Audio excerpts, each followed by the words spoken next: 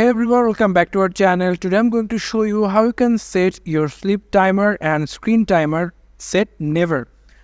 Sometimes you can see your screen will be dark after 10 seconds or 1 minute and 5 minutes.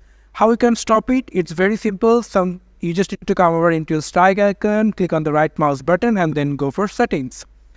After that you will get an option called personalization. If you click on that, then you'll get an option called lock screen. If you click on that, then you'll get an option called screen timeout. If you click on that, then you'll get an option called screen and sleep. If you click on that, and here you can see I set it to into never.